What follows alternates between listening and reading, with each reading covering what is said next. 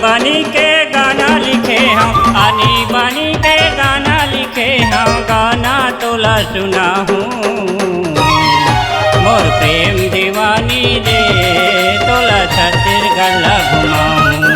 मोर प्रेम दीवाना रे मोला छत्तीसगढ़ ला घुमा दे।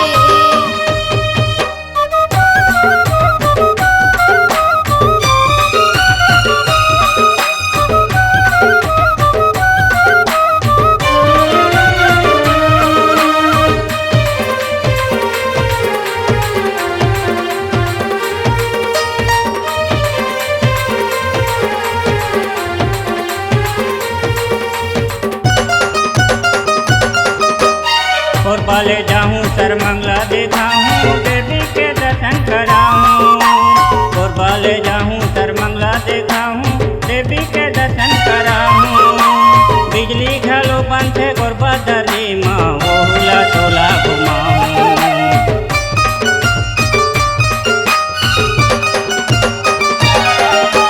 कोरबाले जाबे सरमंगला दिखावे, देवी के दर्शन करावे। बिजली घलो बंथे कोरबा दरी माँ, ओहुला मोला घुमावे। बिजली घलो बंथे कोरबा दरी माँ, ओहुला मोला घुमावे। छुरी के कोस गाई दाई के, छुरी के कोस गाई दाई के मंदिर ला घुमाऊँ। प्रेम दीवानी रे तोला छत्तीसगढ़ ला घुमाऊँ। मोर प्रेम दीवाना रे मोला छत्तीसगढ़ ला घुमा दे।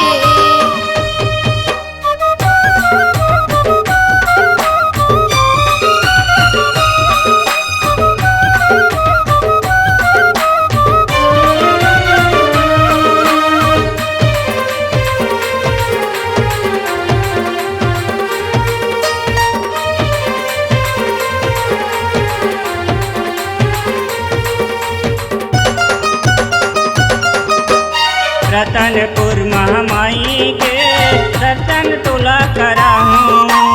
रतनपुर महामाई के दर्शन तुला कराऊँ। डोंगरगढ़ के बमलेश्वरी दाई तोला मैं घुमाऊँ।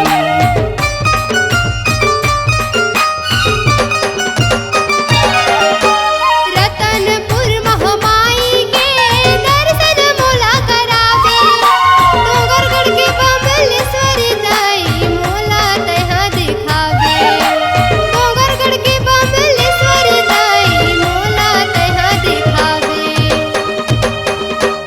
गिरपुरी के जंगल माँ, गिरपुरी के जंगल माँ, छाता पहाड़ देखा हूँ। मोर प्रेम दीवानी रे तोला छत्तीसगढ़ ला घुमाऊँ। मोर प्रेम दीवाना रे मोला छत्तीसगढ़ ला घुमा दे।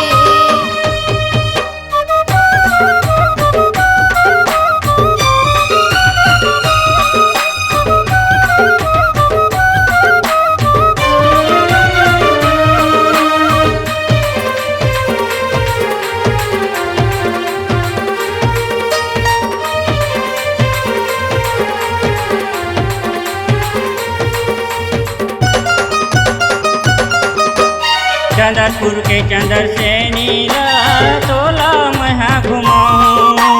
कुदरगढ़ के कुदरगढ़ हिला तोला दर्शन कराऊँ। कुदरगढ़ के कुदरगढ़ हिला तोला दर्शन कराऊँ।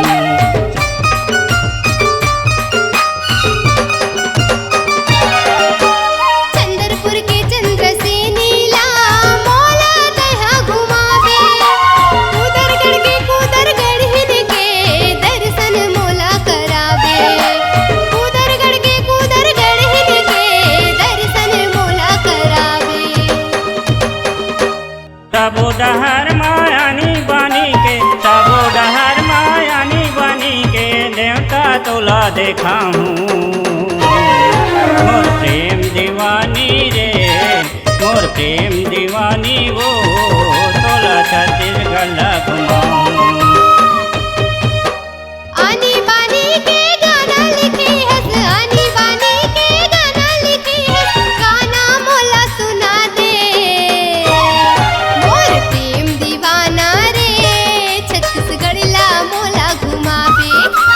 प्रेम दीवानी दे तोला छत्तीसगढ़ घुमाऊं। मोर प्रेम दीवाना रे मोला छत्तीसगढ़ ला घुमा दे। मोर प्रेम दीवानी वो तोला छत्तीसगढ़ घुमाऊं। मोर प्रेम दीवाना